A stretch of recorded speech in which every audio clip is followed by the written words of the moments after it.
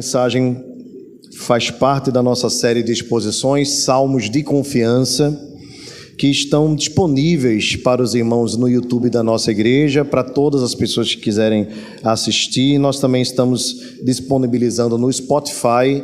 Se você gosta de ouvir em podcast, em áudio, você vai lá no Spotify, coloca Pregações da Palavra de Deus, vai encontrar lá a Igreja Presbiteriana de Fragoso e você pode encontrar também as nossas mensagens.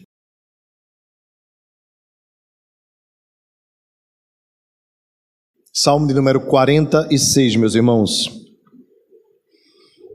Dizem assim as Escrituras Sagradas: Deus é o nosso refúgio e fortaleza, socorro bem presente nas tribulações. Portanto, não temeremos, ainda que a terra se transtorne e os montes se abalem, ainda que as águas tumultuem e espumejem, e na sua fúria os montes se estremeçam. Há um rio, cujas correntes alegram a cidade de Deus, o santuário das moradas do Altíssimo. Deus está no meio dela, jamais será abalada. Deus a ajudará desde antemanhã. Bramam nações, reinos se abalam, ele faz ouvir a sua voz e a terra se dissolve. O Senhor dos exércitos está conosco, o Deus de Jacó é o nosso refúgio. Vinde, contemplai as obras do Senhor, que assolações efetuou na terra. Ele põe termo à guerra até aos confins do mundo, quebra o arco e despedaça a lança, queima os carros no fogo. Aquietai-vos e sabei que eu sou Deus, sou exaltado entre as nações, sou exaltado na terra. O Senhor dos exércitos está conosco, o Deus de Jacó é o nosso refúgio. Aleluia. Senhor nosso Deus, te louvamos por tua palavra e te pedimos nesse instante em que paramos para ouvir a tua voz, que ela seja clara ao nosso coração e à nossa mente. Sabemos, Deus, que esse é um papel especial do teu Espírito Santo, que conhece o nosso coração e que é o mesmo Espírito que inspirou os santos profetas e apóstolos a escreverem as Escrituras. Por isso nós rogamos, Senhor, que o teu Santo Espírito aplique as verdades da tua palavra aos nossos corações e que haja nessa noite edificação, transformação, salvação, que haja também confrontação, conforto para a glória, honra e louvor do teu santo nome. Te rogamos isso, confiados em Jesus Cristo, o nosso Salvador. Amém e amém. Meus amados irmãos, o ano de 1521 foi um ano muito especial na vida de um monge agostiniano chamado Martinho Lutero. Lutero era um servo do Senhor que havia se convertido ao Senhor numa situação bem extraordinária. Esta semana que passou nós tivemos alguns trovões, né? Vimos alguns relâmpagos e ele estava no caminho para um determinado local onde, depois de ouvir raios, relâmpagos, né, e trovões e ver raios partindo árvores, ele então decidiu dedicar-se ao Senhor, se o Senhor o livrasse. Lutero então foi estudar dentro da linha agostiniana, que é uma linha muito dedicada ao estudo da palavra, ou era dentro da igreja, e tendo contato com a Escritura Sagrada, Lutero então percebeu que a justificação do homem não é por suas obras, mas pela fé. O fato de Martinho Lutero ter lido a carta aos Romanos, em especial, fez com que ele abrisse os olhos para os erros que Roma estava cometendo, e assim Lutero então procurou por várias vezes debater o assunto com as autoridades, até que, convocada uma assembleia chamada Dieta de Worms, né, ou Worms, Martinho Lutero teve o seu caso julgado e, depois de ter sido condenado por heresia e excomungado da igreja, ele se refugiou no castelo de Altenburg, na Alemanha. Naquele período, essa Dieta de Worms, né, foi convocado pelo imperador Carlos V para fazer o julgamento. Lutero então apresentou livros, apresentou as suas teses, e Lutero pediu o direito de poder responder às questões que ele estava colocando quanto aos erros que a igreja estava cometendo, e no final das contas ele foi considerado, portanto, um herege, expulso da igreja. Então ele pregou as suas 95 teses, as famosas 95 teses, e foi então perseguido pela igreja e precisou se refugiar no castelo de Altenburg. No castelo, Lutero então passou o período de 1 ano distante da família, dos amigos, sofrendo então o risco iminente de morte. Ele escreve então o famoso hino "Castelo forte é o nosso Deus, espada e bom escudo", baseado no Salmo de número 46 que nós acabamos de ler. Irmãos queridos, como vocês bem sabem, os Salmos fazem parte da poesia hebraica, e o livro dos Salmos é o maior livro da Bíblia, e ele começa com o Salmo 1, dizendo que é bem-aventurado o homem que teme ao Senhor, e o livro dos Salmos por completo tem pelo menos 5 livros, ele é dividido em 5 livros, e todos eles exaltam a palavra de Deus e fazem também essa diferenciação entre o justo e o ímpio, como é que vive o justo e como vive o ímpio. O Salmo 46 está incluído entre aqueles que nós chamamos de salmos de confiança, e diferente da maioria dos salmos, este foi escrito pelos filhos de Coré. Havia na tribo de Levi uma subdivisão de famílias, e a família dos coreitas ou dos coraitas era responsável por alguns cuidados quanto ao templo e também a música. Então os filhos de Coré também são autores de salmos. E se os irmãos observaram, ele coloca, como eu falei logo no início, em voz de soprano, e depois diz cântico.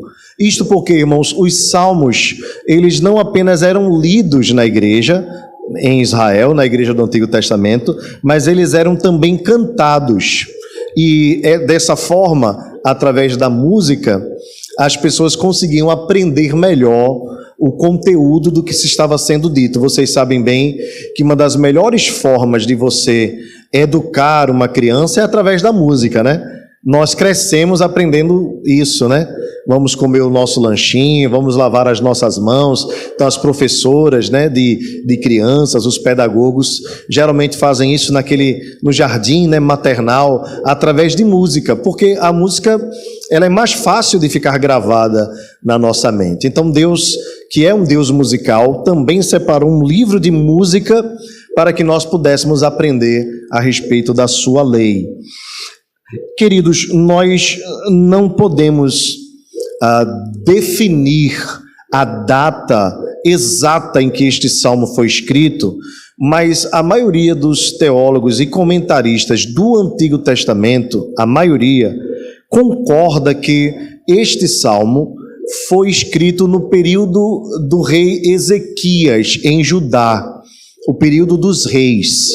E por que é importante a gente entender o período? Porque quando a gente conhece o período em que o Salmo foi escrito, quando é possível fazer isso, fica mais fácil da gente identificar alguns pontos que o texto levanta, e a gente consegue assim encaixar historicamente, aí a coisa fica mais fácil de entender. Deixa eu explicar então para os irmãos qual o contexto histórico. Israel já estava dividido, a nação de Israel já estava dividida, haviam 12 tribos, e a divisão das tribos ficou: 10 tribos ficaram em Israel, com a capital em Samaria, e outras 2 tribos, Judá e Benjamim, ficaram em Jerusalém, a capital, e foram chamadas de tribos de Judá. Então o povo, que era um só, após a morte de Salomão e a ascensão do seu filho Roboão, uma divisão houve com um servo, Jeroboão, e essa divisão então causou com que houvesse agora 2 tribos, 2 nações, na verdade, praticamente vivendo coladinhas ali na mesma região. E 2 nações, que era uma só, certamente ficou mais vulnerável. E naquele período surgiu um grande império, que foi o Império Persa. aliás, o Império Assírio, com um rei muito famoso chamado Senaqueribe. Senaqueribe era o rei da Assíria e ele tinha como costume ser muito cruel com as suas presas. Então, quando o rei Senaqueribe entrava numa nação para destruir, tinha o costume até de, na sua crueldade, prender as suas presas, as pessoas, com um anzol pelo nariz e arrastá-las com as suas carruagens, e colocar freios na boca das suas presas e fazer muitas atrocidades. E era um período muito difícil em que Senaqueribe tinha conquistado muitas vitórias. E, infelizmente, as 10 tribos de Israel foram vítimas de Senaqueribe, do Império Assírio, e Israel foi invadida e destruída. Porém, a tribo de Judá não foi atingida naquele primeiro período. Mas Senaqueribe, sendo muito astuto, mandou um recado para o rei Ezequias, dizendo que faria o mesmo que havia feito com Israel. E aquelas ameaças perturbaram o coração do rei Ezequias, que era um homem muito temente a Deus, um homem que amava o Senhor, que era obediente à lei de Deus. Senaqueribe, então, depois de ter enviado a carta, perturbando o coração de Ezequias, faz com que o rei Ezequias procure o profeta Isaías. Isso você vai encontrar no livro dos Reis.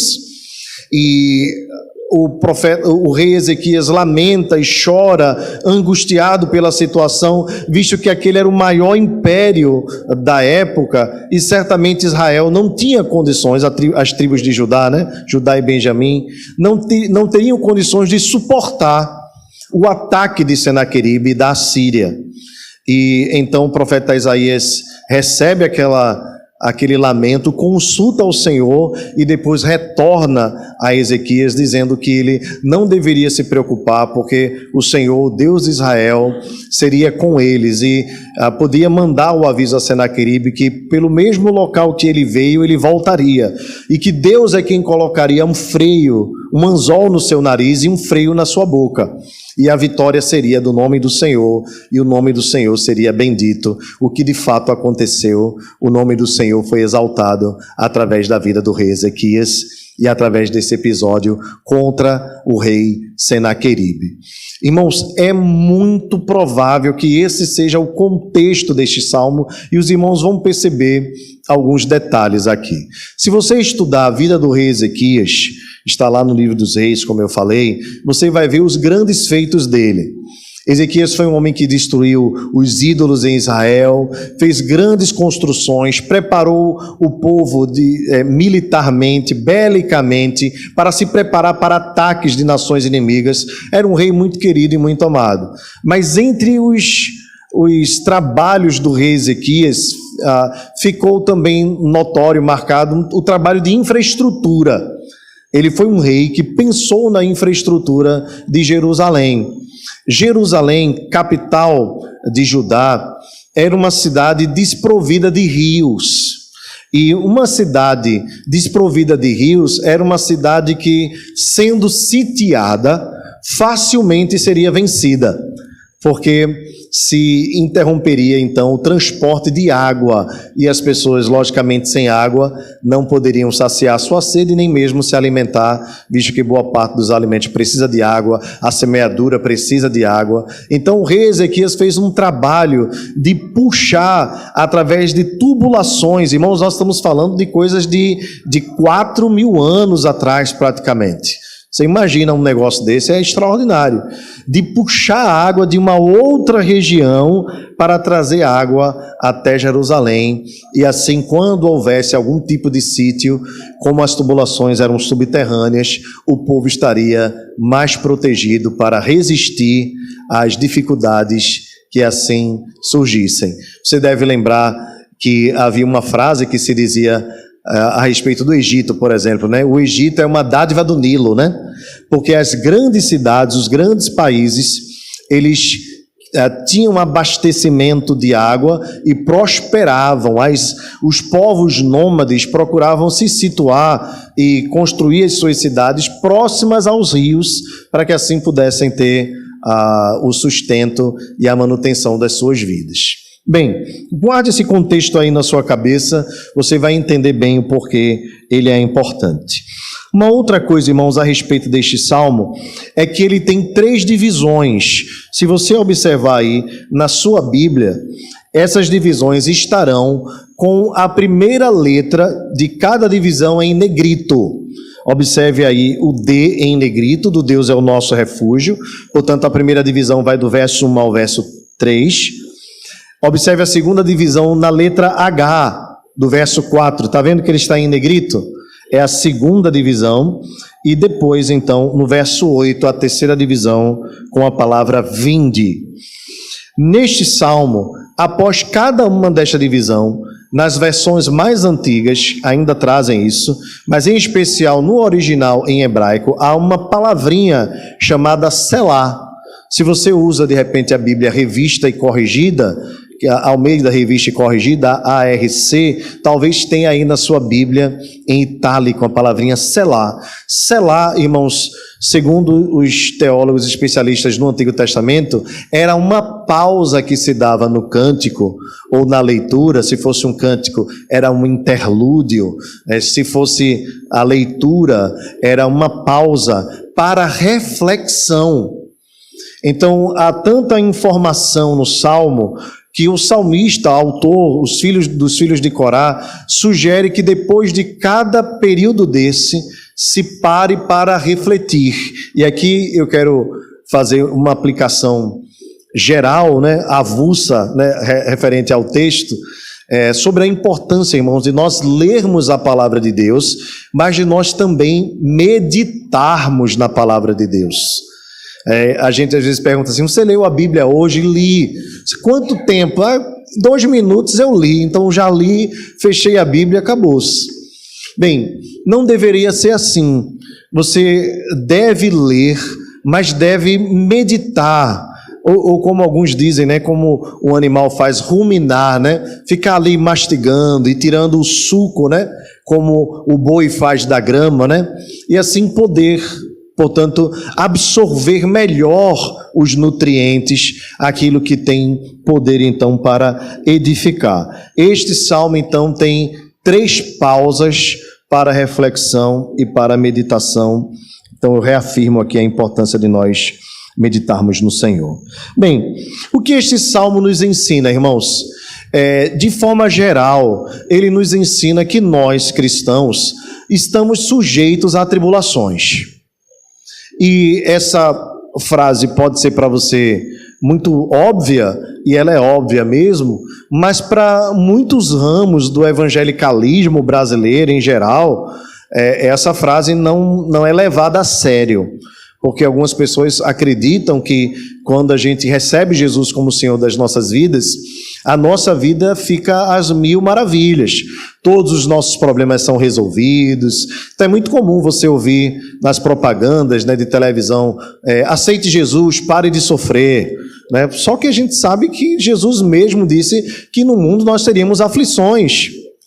Então, essa história de quando você aceitar Jesus, todas as coisas na sua vida serão resolvidas, a sua vida vai ser um paraíso, tal. Essa é fake news, é a falsa apresentação do Evangelho. Porque, na verdade, nós sabemos que, para a maioria dos cristãos, a partir do momento que eles assumem um compromisso com Cristo, são alcançados pela graça, a sua vida passa a ser, às vezes, até mais problemática. Porque passam a haver perseguições, mais lutas, você vai precisar romper com um monte de coisas. Então, nós ainda não estamos no paraíso, nós ainda não chegamos na glorificação. Nós estamos então na jornada, na peregrinação até os céus. Então este salmo já de cara nos ensina que as tribulações, elas acontecem na vida dos cristãos, elas são naturais até na vida do cristão, e que essa ideia de uma vida sem nenhum tipo de adversidade, o país das maravilhas, ele não existe. Essa ideia é falsa e nós precisamos lidar com a realidade que é a vida cristã, que é cheia de lutas. Porém, nessas lutas, nestas batalhas, esse texto nos ensina 3 coisas importantes que eu queria que você guardasse. A primeira delas é que Deus é o protetor do seu povo. Deus é quem guarda o seu povo. O seu povo pode se refugiar. Nós cristãos, a igreja do Senhor, pode e está guardada, estamos todos guardados sob os cuidados daquele que pode todas as coisas. É isso que o Salmo já nos ensina logo no começo, quando diz: Deus é o nosso refúgio e fortaleza, socorro bem presente nas tribulações. Vocês sabem bem que neste período em especial era comum que as pessoas procurassem lugares de refúgio. E um refúgio era um local onde as pessoas poderiam se proteger diante dos ataques do inimigo. Uma fortaleza preparava os soldados para uma batalha, os deixavam mais capazes de visualizar os perigos do inimigo. Então era comum que as grandes civilizações, para a preparação para as batalhas, preparassem locais de refúgio, preparassem fortalezas, os fortes, como nós costumamos chamar, para estarem preparadas para os dias de dificuldade. Observe que o texto diz: nas tribulações, ele é um socorro bem presente. Aqui é importante a gente entender o seguinte, irmãos: quando nós estamos atribulados, quando nós estamos passando por adversidades, nós podemos ter muitas formas de sermos socorridos. E Deus mesmo, por sua graça comum, estabelece várias formas de nós sermos socorridos. Você pode ser socorrido por um vizinho, por um amigo, por um parente, por um irmão da igreja, até por um desconhecido, às vezes até por alguém que é seu inimigo. Ele pode se apresentar como alguém que vai te socorrer. Isso nós sabemos que acontece. Mas o texto não está dizendo que Deus é um socorro qualquer. Deus está nos dizendo, através da sua palavra, que ele é um socorro bem presente. Observe que existem situações em que Deus providencia socorros através de pessoas, como eu acabei de falar, mas há tribulações e crises que nós enfrentamos que nós não conseguimos socorro humano nenhum, absolutamente nenhum. E talvez você já tenha passado por alguma situação assim. Você ligou para alguém, você precisou de alguém e você não conseguiu contar, e às vezes não é porque as pessoas não querem ajudar, é porque não podem ajudar. E nessas horas, quem é o nosso socorro? Quem está presente para nos ajudar? Aqui o texto nos ensina que Deus é presente na vida do seu povo, mas ele é bem presente mesmo. Ele é real. A ideia aqui é nos trazer a realidade da presença de Deus no meio do seu povo. Deus está presente para nos proteger, para nos guardar, para nos socorrer. É por isso que era comum aos reis, quando se sentiam perseguidos, o caso de Josafá, o caso de Ezequias e de outros grandes reis de Israel, quando se sentiam ameaçados e percebiam que não tinham condições humanas de se defender do ataque do inimigo, eles recorrerem ao Senhor. Se não, lembremos de Josafá, que convocou toda a nação de Judá para que se preparasse para uma batalha onde 2 povos se ajuntaram num acordo para destruírem a nação de Judá, e o povo estava assim com um temor muito grande. O texto nos diz então que Josafá convoca o povo e diz: nós vamos jejuar, nós vamos buscar ao Senhor e Deus vai atender a nossa oração. E a resposta de Deus foi: Josafá, fica quieto, porque nesta batalha você nem mesmo vai precisar pelejar, o Senhor pelejará por vós e vós sereis salvos. Por quê, irmãos? Porque Deus é socorro bem presente. E às vezes Deus até muda a forma de socorrer para que as pessoas de repente não começassem a acreditar nas suas próprias forças, porque embora fosse Deus que agisse, muitas vezes Deus, ou na maioria das vezes, de forma regular, Deus mandou o povo se preparar para a batalha. Então, aqui tem uma questão importante para a gente entender, né? A soberania de Deus, o poder de Deus e a responsabilidade humana. Não significa que nós agora vamos ficar descansados, relaxados e as coisas vão acontecer nas nossas vidas. Não, nós precisamos nos levantar, nós precisamos trabalhar, nós precisamos correr atrás, mas aos seus amados Ele dá enquanto dormem. A gente trabalha o tempo de trabalho e descansa. Só que enquanto nós descansamos, Deus que trabalhou conosco durante o dia, continua trabalhando à noite. E nós temos uma palavra de Jesus que nos diz que, Ele diz assim, eu e o Pai trabalhamos até hoje. Vejam, irmãos, Deus não para de trabalhar, e Ele trabalha de que forma, qual o objetivo? A Bíblia diz, olha, porque desde a antiguidade não se viu, nem com ouvidos se ouviu, Deus semelhante ao Senhor, que trabalha em favor daquele que nele espera. Então Deus está, irmãos, o tempo todo trabalhando em favor das nossas vidas. Deus está o tempo todo velando pelas nossas vidas, enquanto nós estamos descansando, distraídos. Porque enquanto nós temos as nossas limitações, e o nosso corpo muitas vezes não consegue resistir às demandas que nos são impostas, e nós então relaxamos e dormimos, às vezes profundamente, e, irmãos, Deus não dá um cochilo sequer. Os seus olhos nem pestanejam, o tempo todo zelando e velando pelas nossas vidas, cuidando de cada fio de cabelo da nossa cabeça, de cada folha de árvore que cai, cuidando dos mínimos detalhes das nossas vidas. O Senhor vela por mim e por você, porque Ele é socorro bem presente na tribulação. Observe, irmãos, também que às vezes o socorro do Senhor vem de forma extraordinária, né? Lembra como foi com Josué? Deus disse, vocês vão lá pelejar, mas vocês coloquem os músicos na frente. E aí tem Jericó do outro lado, com um exército fortíssimo, e tem Israel do lado de cá, com trombone, trompete. E quem é que vai para a batalha com trompete, irmãos? Só o povo de Deus.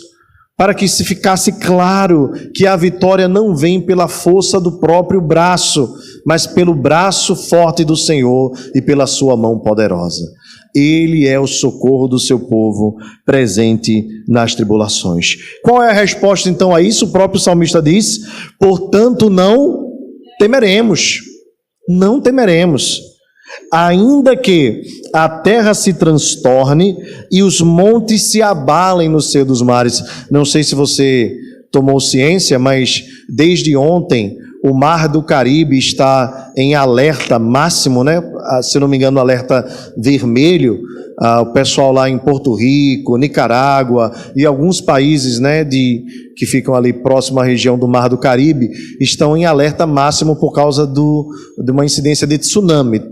Parece que um terremoto de magnitude 8.0, que é altíssima, pode provocar um tsunami. Então as pessoas estão aí em alerta, o mundo na verdade está em alerta. A gente não tem muito noção do que é isso, né? Porque a gente vive num país que praticamente, quando tem algum tipo de coisa como essa, é bem irrelevante. A gente nunca passou por uma situação grave como essa. Dizem que aqui em Caruaru, vez por outra, tem um eventozinho, né? Não sei se é abalo sísmico, né? Pedras tectônicas, é isso? Eu estou cada vez melhor, como é placas tectônicas, né? Eu estou cada vez melhor nesse negócio. Vou dar uma aula depois para vocês. Então, acontecem essas coisas e as pessoas sentem assim um abalozinho e o temor já é grande. Mas nós não temos nem noção do que é isso quando a gente fala de países como o Japão e outros países na Ásia, ou mesmo em algumas regiões dos Estados Unidos. Nós não temos a ideia do que é o mar se abalar, do que é monte estremecer. E claro, a ideia aqui que o salmista passa de águas tumultuando, espumejando, os montes se estremecendo, essa é uma ideia simbólica e hiperbólica, quando o salmista está querendo expressar forças que estão acima da nossa condição de resistência.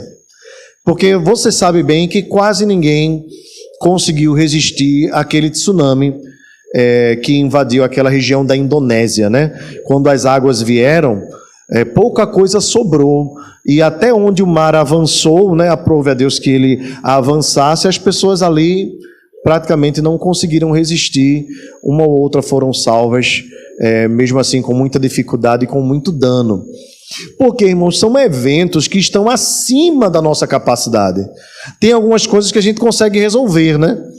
Que a gente consegue dar um jeito, algumas situações são controláveis, a gente tem um certo nível de poder sobre elas. Mas essa situação aqui que o salmista coloca, são situações que estão acima da nossa capacidade de controle, nós não podemos fazer absolutamente nada contra isso. Se Deus quiser mover agora aqui a terra, o que é que eu e você podemos fazer? O máximo é a gente procurar um local livre para que nada caia sobre a nossa cabeça. Mas se Deus quiser mandar um tsunami, nós não resistiríamos muito, né? A gente sabe que o Recife não é tão alto assim, né, acima do nível do mar. Sabemos que temos muitos rios. A gente, irmãos, não consegue resistir às vezes a uma chuva de um dia, né? 2 horas de chuva já alaga o Recife todo. A gente já vê transtornos. Veja, a gente chama isso de transtorno, né? Você imagina o que seria um tsunami. Então, o que o salmista está dizendo é: quando tudo estiver dando errado, quando tudo estiver abalado, quando as estruturas nos faltarem e nós nos virmos desassistidos de qualquer tipo de saída, Deus é o socorro bem presente na vida do seu povo. E essas situações hiperbólicas, que envolve aqui fenômenos da natureza, é claro que não é o foco do salmista. O salmista está nos lembrando que às vezes nós enfrentamos situações que fogem do nosso controle e que fazem o nosso mundo desmoronar. Às vezes é uma notícia ruim, às vezes é um diagnóstico ruim, às vezes a gente sai pela manhã para trabalhar e nem imagina que a nossa demissão já estava preparada. E às vezes nós estamos indo para o trabalho e nem imaginamos que estamos prestes a sofrer um acidente ou coisa desse tipo. E às vezes nós planejamos um monte de coisa e de repente as pessoas da nossa família são levadas pelo Senhor, são tomadas para o Senhor, e a gente se vê sem chão. Nós nos vimos assim, sem nenhum amparo humano, sem conseguir remediar a situação. O que fazer nessas situações? O texto nos diz: não temeremos, porque Deus é o nosso refúgio e fortaleza. Se tudo te faltar, se a tua estrutura não estiver estabelecida ou for derrubada, Deus permanece de pé. Deus permanece vivo, Deus permanece real, Deus permanece presente. De tudo o que você precisa, embora devamos construir as estruturas, devamos nos preparar para os dias difíceis, mas tudo o que nós precisamos é do Senhor, e Ele nunca nos faltará. A nossa confiança, irmãos, não está na nossa conta bancária, não está nos imóveis que nós conseguimos comprar, e isso me dá segurança, porque se faltar um canto eu tiro do outro, tal. Tudo isso é legal, e é lícito até que o cristão faça, se chama previdência, cuidado, não há nenhum problema, mas em nome de Jesus, não coloque a sua esperança nisso, porque isso pode vir a faltar. Quando em 1929 a queda da Bolsa de Valores atingiu, né, a Bolsa de Valores de Nova York, atingiu o mundo econômico daquela época, muitos homens perderam a sua sanidade mental, alguns até mesmo atentaram contra a própria vida, porque se viram sem recursos. Você deve lembrar no período em que nós estávamos vivendo uma crise aqui, eu acho que cerca de 10 anos, os Estados Unidos estavam vivendo uma crise imobiliária e aumentou assim aceleradamente o número de pessoas que passaram a tomar remédios controlados, até mesmo entrar no uso de drogas, pessoas que entraram com o uso exagerado de álcool para tentar acalmar a sua alma diante da crise, da perda financeira, da estrutura familiar. por conta da crise imobiliária que atingiu os Estados Unidos da América. Isso, irmãos, porque essas pessoas não perceberam que o socorro não está na bebida, o socorro não está no álcool, o socorro não está mesmo nas coisas lícitas deste mundo. Às vezes as pessoas utilizam as coisas lícitas para dizer assim, é através disso que eu vou conquistar a paz da minha alma. Então algumas pessoas dizem assim, não, eu vou para a academia porque quando eu volto eu sinto paz, eu vou correr porque eu volto eu sinto paz, eu vou caminhar, isso tudo pode ajudar, irmãos, mas quando nós voltamos para casa, nós temos que lidar com as mesmas realidades. E a questão não está em eu ter um momento de paz, porque um momento de paz, às vezes a bebida, o álcool, traz também anestesia às pessoas. O que nós precisamos é entender que Deus é o socorro bem presente na hora da tribulação, e nele nós não temos um momento de paz, nele nós temos a paz que excede todo entendimento, é paz o tempo todo. Se paz a mais doce me deres gozar, se dor a mais forte eu sofrer, ó certo eu estou, sou feliz com Jesus, vai tudo bem com a minha alma, porque Ele é o socorro da igreja, Ele é o socorro presente na tribulação. O texto nos diz, irmãos, no verso 4, eu queria que você, por gentileza, mantivesse sua Bíblia aberta.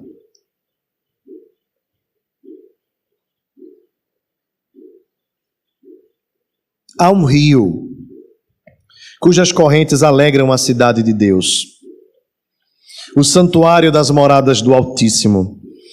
Deus está no meio dela, jamais será abalada, Deus a ajudará desde antemanhã. Bramam nações, reinos se abalam, Ele faz ouvir a sua voz e a terra se dissolve. Vamos ler juntos o verso 7? O Senhor dos exércitos está conosco, o Deus de Jacó é o nosso refúgio. Amém. Irmãos, observem, o texto nos apresenta um caos. E agora no verso 4, o salmista diz, há um rio cujas correntes alegram a cidade de Deus. A cidade de Deus é Jerusalém. E como eu falei para os irmãos anteriormente, a importância de entendermos o contexto, né? Jerusalém não tinha rio. Jerusalém não tinha rio. No Éden havia rios, você lembra? 4 rios. Jerusalém não tinha rio. E embora o rio, ou a água, né, tenha sido trazida pelo rei Ezequias, Jerusalém continuava sem rio. Mas o texto nos afirma aqui que há um rio, que as suas correntes alegram a cidade de Deus, a cidade de Jerusalém, que é o santuário das moradas do Altíssimo, porque havia lá o templo, o santuário, que estava em Sião. Jerusalém, a cidade, Sião, o monte, onde estava o tabernáculo de Deus. O templo também foi construído lá. Haviam outros montes ao redor, mas o monte era o mais importante, era o monte Sião, onde estava então o templo. E ali Deus habitava, se fazia presente. E Deus estava no meio do povo, com o templo. Deus estava no meio de Jerusalém. Por isso, embora tivesse abalos, Deus estava no meio dela e ela jamais seria abalada. E observe o verso 5, Deus a ajudará desde antemanhã. Os exércitos, muitos deles, quando o sol nascia, já estavam preparados para a batalha. Lembrem-se que naquele período não tinha energia elétrica, né? Então as pessoas dormiam cedo, acordavam cedo e se preparavam para a batalha. Quando os primeiros raios de sol chegavam, eles então se preparavam para a batalha. Mas o texto diz que Deus estava batalhando pela cidade de Jerusalém desde antemanhã, ou seja, antes mesmo do sol nascer, de madrugada, Deus já estava cuidando do seu povo. Isso significa, irmãos, que Deus se antecipa às nossas batalhas. As batalhas vão iniciar, Deus já está pelejando pelas nossas vidas. Deus tem o controle do tempo, tem o controle das situações. E aí as nações bramam, os reinos se abalam e Ele faz ouvir a sua voz e a terra então se dissolve. Por isso o salmista diz: o Senhor dos exércitos está conosco, o Yahvé Sabaoth, que é o Deus que é poderoso nas batalhas, poderoso nas guerras. Ele diz: está conosco, guarde bem essa palavra. E diz: o Deus de Jacó é o nosso refúgio. Deus de Jacó, Jacó foi por meio de quem Deus formou a nação de Israel. Mas eu queria que você observasse esses versos de 4 a 7, numa perspectiva da nova aliança, porque na perspectiva de Jerusalém nós já entendemos como a coisa funcionava, mas eu queria que você observasse na perspectiva neotestamentária, porque a aliança de Deus com Israel era apenas um símbolo da aliança que ele tinha com a igreja, que vai além de Israel, dos muros de Jerusalém. A cidade de Deus, irmãos, é a igreja, porque Jerusalém é um tipo da igreja no Antigo Testamento. Se Deus habitava em Jerusalém, Jerusalém é a igreja de Deus, é a Jerusalém celestial, é o povo de Deus. Isso significa então que esse rio, ele alegra a cidade. E o que é esse rio, visto que Jerusalém não tinha rio? Quem alimentava a cidade de Jerusalém? Quem fazia a cidade de Jerusalém prosperar? Quem trazia nutrição à cidade de Jerusalém? Esse rio aqui, irmãos, é o próprio Deus. Deus é o rio que alimenta a igreja. Deus é o rio que, passando pelo meio da igreja, promove nutrição e faz com que a igreja prospere. E em tempos de dificuldade, mesmo quando ela for sitiada pelo inimigo que tentará sufocá-la, ela vai resistir, porque tem água constantemente, porque tem nutrição. Isso significa, irmãos, que a igreja de Deus, ela é abastecida pela presença do Deus triuno. O Pai, o Filho e o Espírito Santo estão trabalhando em favor da igreja para supri-la em todas as suas necessidades. E esse rio, irmãos, não seca, esse rio não falta, esse rio não está sujeito às intempéries do tempo, à seca ou à chuva excessiva. Esse rio é constante, na verdade é um manancial de águas vivas. Esse rio é a presença do próprio Deus no meio do seu povo. E o que é que faz, irmãos, a igreja de Deus se manter de pé? O que é que sustenta as nossas vidas? O que é que faz com que nós não caiamos diante das batalhas da vida, das tribulações, das assolações, dos perigos que são superiores às nossas capacidades de resistência? O que é que faz nós nos mantermos de pé? É o próprio Deus. Ele é o rio que abastece a igreja, que sustenta a nossa vida. Meu irmão e minha irmã, eu e você somos sustentados, guardados, protegidos pelo Senhor. Não é o teu trabalho, não é a tua pensão, não é a tua herança, não é muito menos o governo. É Deus quem sustenta a tua vida, é Deus quem nutre a tua vida. A grande questão, irmãos, é o quanto nós estamos bebendo do rio. A grande questão é essa, porque o rio está a fluir. E não sei se você lembra, essa é uma figura que se refere ao Pai, ao Filho e ao Espírito Santo. Lembra do Pai, porque Jeremias diz assim: o povo deixou de beber dos mananciais de água viva e procurou cisternas rotas, cisternas rachadas em quem não há água, onde não há água. Veja, irmãos, é Deus chamando através do profeta o povo a entender: eu sou aquele que sustenta a tua vida, eu sou aquele que te faz permanecer de pé, que te guarda, mas você precisa beber da água. E às vezes nós estamos procurando outras águas para beber. Eu já dei o exemplo para os irmãos aqui, que nós, quando estávamos na construção, na falta de água aqui, fizemos uma cisterna aqui do lado, que foi a coisa mais horrível do mundo, né? Porque ela não tinha base, não tinha ferro, e a gente só levantou as paredes e disse: não, vamos botar água aqui, porque quando chegar a água da rua, a gente vai conseguir construir. E era aquela história: chegou a água da rua, aí Araci, Fábio dizia, chegou a água da rua, tal. Opa, estamos felizes, amanhã a gente vai construir. Quando a gente chegava aqui de manhã, irmão, nem os tijolos estavam mais molhados dentro do negócio, porque rachou. Aí o que é isso na vida de uma pessoa? É frustração, não é? Cisterna rachada, você investe, no caso da gente não investiu muita coisa, mas quem investe numa cisterna, coloca malha, coloca ferro, coloca a estrutura, as colunas, amarra tudo em cima, embaixo, no meio, faz aquele negócio todo, enche 10 mil litros de água na cisterna, aí faltou água para todo mundo, aí você diz assim, mas pelo menos na minha casa tem água. Aí quando você tira a tampa da cisterna, não tem nada. O que é que você sente nesse momento? Frustração, raiva, ódio, né? Uma vontade de jogar uma bomba lá dentro e destruir tudo. Irmãos, assim é a vida daquele que procura satisfação em outra coisa que não em Deus. Deus é aquele que satisfaz os anseios do nosso coração. Ele é o rio que flui, e não só um rio, ele é um manancial de águas vivas. Se você lembrar, Jesus falando a respeito do Espírito Santo, em João, disse para a mulher, se você crê em mim, do teu interior fluirão rios de águas vivas.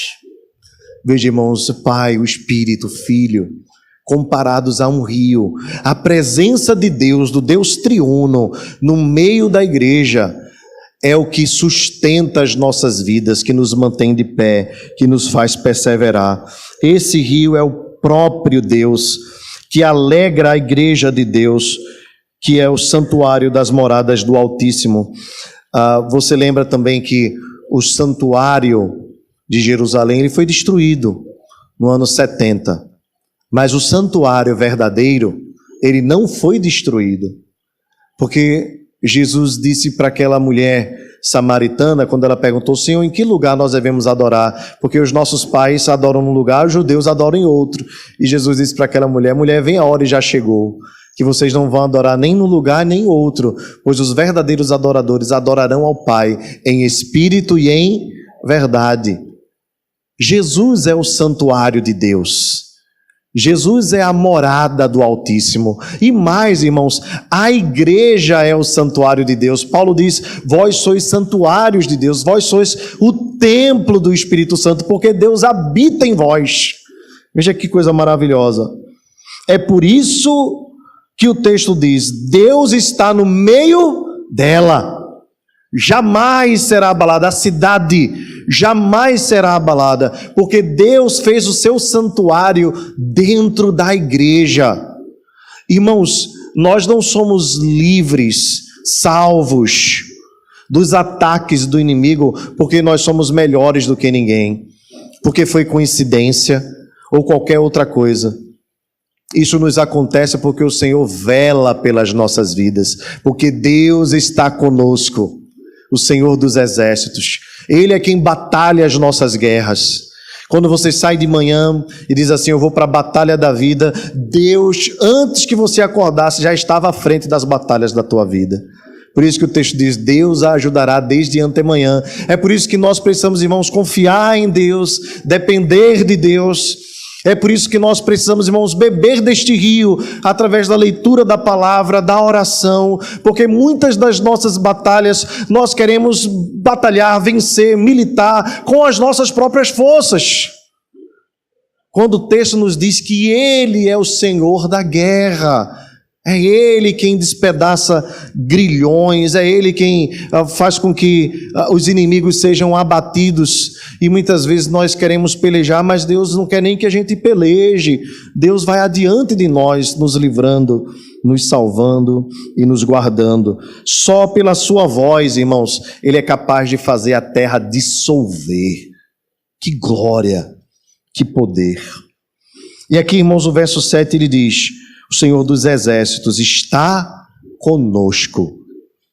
Lembre de uma coisa, queridos. Quando Josué, à semelhança de Moisés, teve um encontro com Deus, Moisés na sarça ardente, Josué num período de meditação, diante do príncipe do exército do Senhor, Josué perguntou, quem és tu, né? És um dos nossos, és dos nossos inimigos? Ele diz, não, eu sou o príncipe do exército do Senhor. E disse mais para Josué: tira a sandália dos teus pés, porque o lugar em que estás é terra santa. Era Deus dizendo para Josué: Josué, você militarmente é capaz, você é um excelente estrategista, você tem um forte exército à tua disposição, mas tudo isso cai por terra se eu não for adiante de você. Lembram quando, depois de ter vencido Jericó, que era uma cidade poderosa, Israel perdeu a batalha contra a pequena cidade de Ai, e perdeu por causa do pecado. Irmãos, Deus não compactua com o pecado. E Deus não poderia estar com Israel enquanto houvesse impureza no meio deles.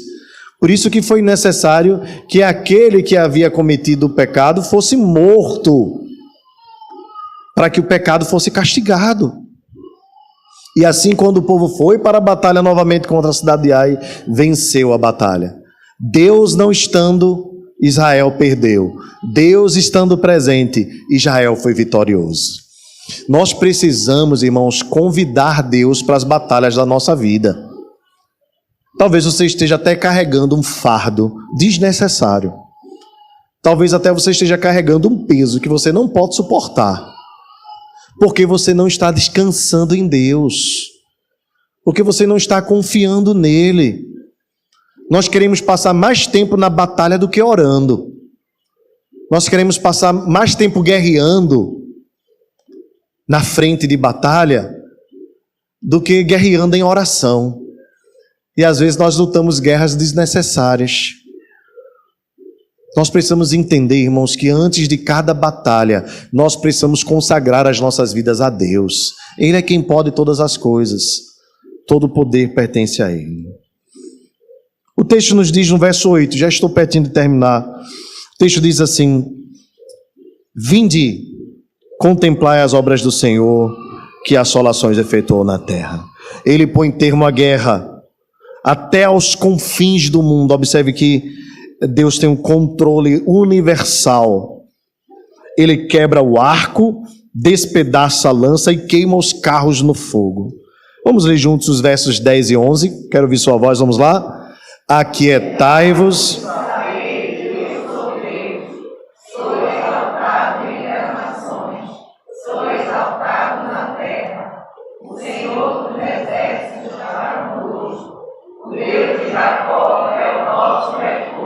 Amém. Agora o salmista nos convida, irmãos, a contemplarmos o poder de Deus e o seu governo sobre todas as coisas. Às vezes as batalhas começavam a ser armadas, planejadas em nações inimigas muito vizinhas de Israel. Às vezes era até necessário que Israel tivesse um planejamento militar que ficasse observando quando o inimigo vinha, e às vezes se caminhava 2 dias de cavalo até chegar a Israel para dizer: olha, vai vir um exército, está 4, 5 dias. Essa era a forma que a nação de Israel, a nação de Judá tinha de controlar as batalhas. Mas Deus, irmãos, os seus olhos não têm limites. Deus controla todas as nações. A Bíblia diz que é Ele quem estabelece reis e também os remove. Inclusive a Bíblia diz que o coração do rei, Deus inclina para onde quer. Portanto, as batalhas estão, vejamos, nós estamos aqui agora e Deus está governando o que está acontecendo nas nações mais poderosas do mundo. Seja na China, Estados Unidos ou coisa desse tipo, e tudo Deus move, irmãos, em favor da sua própria glória e em favor do bem da igreja. Foi isso que nós estudamos aqui numa das noites de quarta-feira, quando nós estávamos estudando o breve catecismo, que os decretos de Deus, eles têm como objetivo exaltar a glória de Deus e promover o bem da igreja de Deus, porque no final de todas as coisas a nossa vitória já está certa em nome do Senhor, e todas as coisas cooperam para o bem daqueles que amam a Deus. Então o macro e o micro estão todos debaixo da autoridade de Deus, e Deus coordena a fim de que a glória dele seja manifesta e a igreja seja bem-sucedida no seu propósito, no propósito que Deus mesmo estabeleceu. É o que é que Deus faz? Quebra o arco. Quando se quebra o arco do guerreiro, ele fica despreparado para a guerra. Despedaça a lança, a mesma coisa, e queima os carros no fogo. As nações que tinham seus carros, né? Você lembra lá de Faraó com os seus carros, os seus cavaleiros, os cavalos, né? Tudo aquilo ali era uma forma de demonstrar poder, de demonstrar força contra o inimigo nas batalhas. Deus diz que Ele mesmo pega os carros e queima no fogo.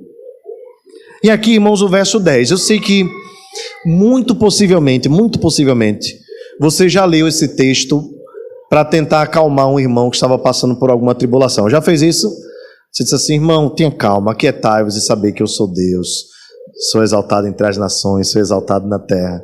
Não está errado você fazer isso, mas o que o termo quer nos dizer aqui, no original hebraico, a palavra rafá, aqui em hebraico, é a ideia de cálice, silêncio,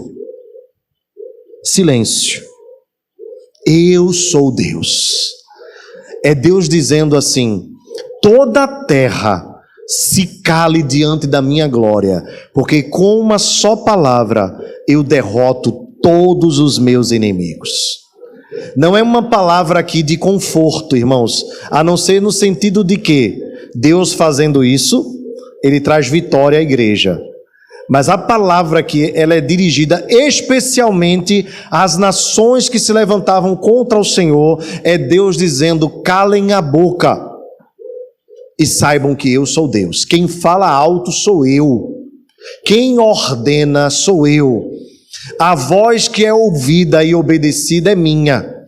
Porque os reis deste mundo podem ter controle sobre muitas coisas, mas Deus faz as nações estremecerem, Deus faz o mar se estremecer, Deus faz os montes se estremecerem, e com uma só palavra Ele dá vida e tira, com uma só palavra Ele cria, com uma só palavra Ele derrota. Lembra que Ana diz isso?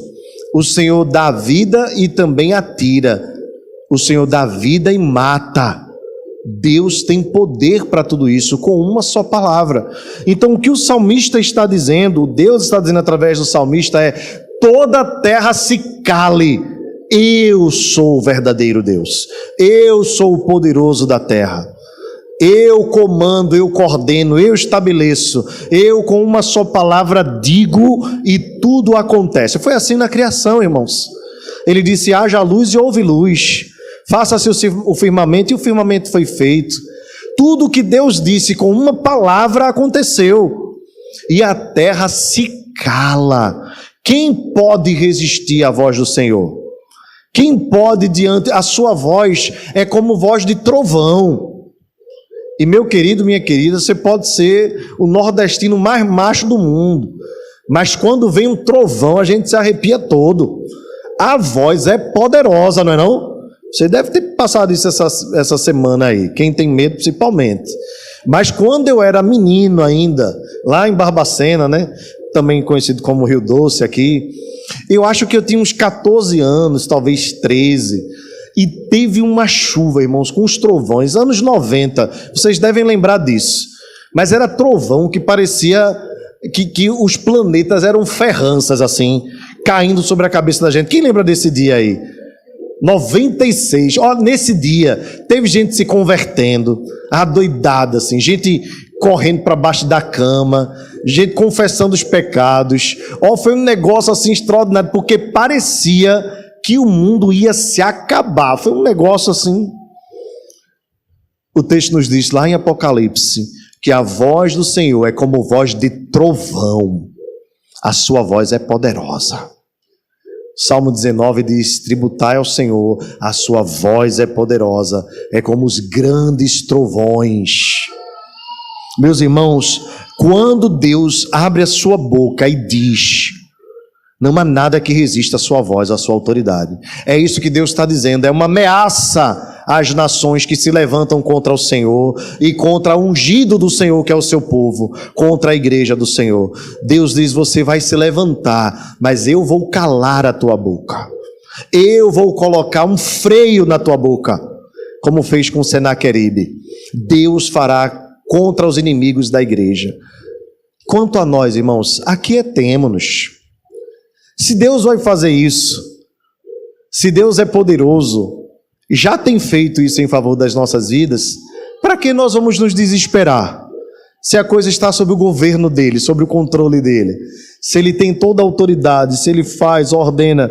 E o texto ainda termina dizendo assim: o Senhor, mais uma vez, dos exércitos está conosco.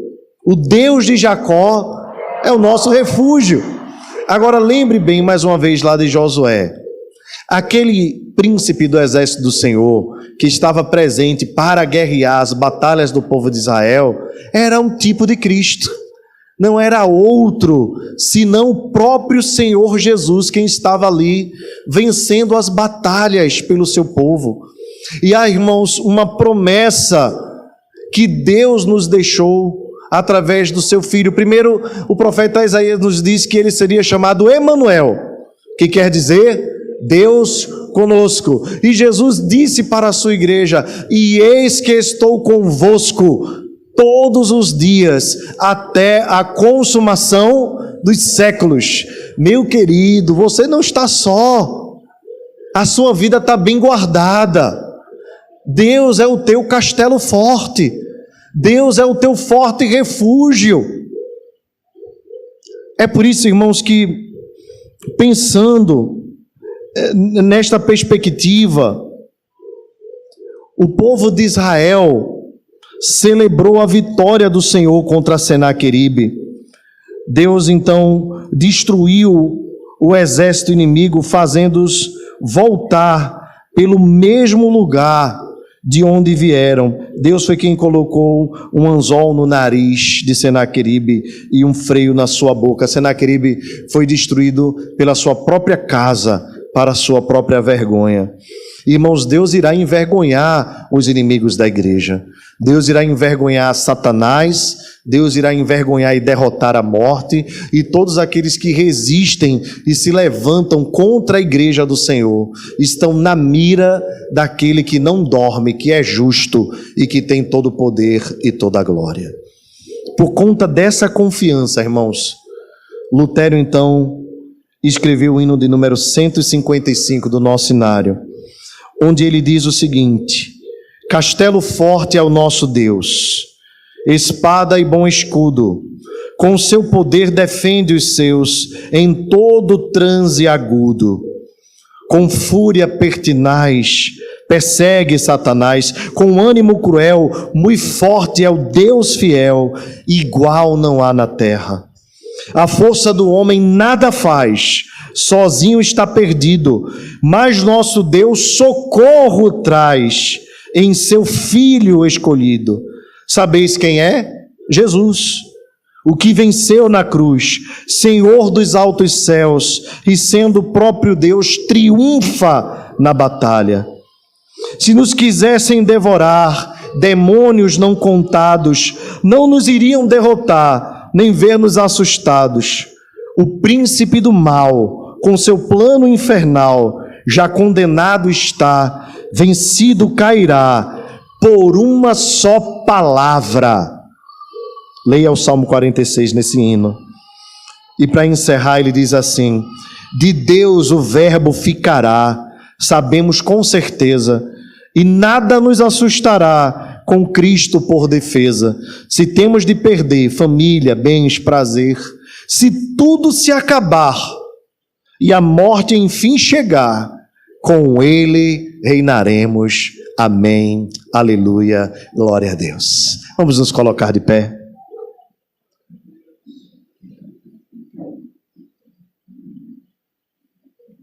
Senhor querido, nós te bendizemos, porque a nossa vida não está ao léu, a nossa vida não está solta ao acaso, nós não somos como folhas secas, soltas pelo ar. Nós estamos bem firmados, bem guardados, radicados no Senhor, numa aliança que tu estabelecesse com Jacó, teu servo, ao qual tu transformaste, Senhor, a quem tu transformaste, dando origem à nação de Israel propriamente dita. Ó Senhor, nós não éramos teu povo, mas o Senhor nos fez teu povo, teu Israel, a tua igreja. e em nós e através de nós, Tu tens manifestado a Tua glória e o Teu poder. Senhor, muito obrigado, porque Tu habitas no meio do Teu povo, Tu habitas em nós, Tu habitas no contrito, no oprimido, no aflito. Ó Deus, e muitas vezes as nossas vidas têm sido tomadas por aflições, por angústias, Deus, resultantes de problemas que estão fora do nosso controle. E às vezes, Deus, nós nos vemos assim, humanamente falando, desamparados. Ó Senhor, às vezes Tu mesmo nos coloca no desamparo, para que nós saibamos que nós dependemos só de Ti. É só o Senhor que é o nosso guarda fiel, o guarda da igreja. Ó Senhor, nessa noite bendita, em que estamos prestes, Deus, a retornarmos aos nossos lares. Senhor, que a nossa vida não seja a mesma depois do que nós ouvimos aqui. Muito obrigado, Senhor, pelo Teu Filho Jesus Cristo, o Verbo do Senhor, presente nas nossas vidas, presente na vida do Teu povo. Muito obrigado, porque Ele é quem triunfa nas batalhas em nosso favor. Dá-nos, Senhor, sempre de beber do Teu rio. O Senhor é o próprio rio da igreja. Dá-nos sempre de beber, sacia a nossa sede, Senhor. Ó Deus, nós Te pedimos porque nós temos a certeza absoluta que o Senhor é quem sustenta as nossas vidas. Por isso, Senhor, nós Te pedimos perdão, porque muitas vezes nós não bebemos do manancial e às vezes estamos tomando água de cisternas rotas que não retém águas. Às vezes estamos com sede de fronte para o manancial de águas vivas. Que não seja assim no meio de nós, Senhor. Nós Te pedimos em nome de Jesus.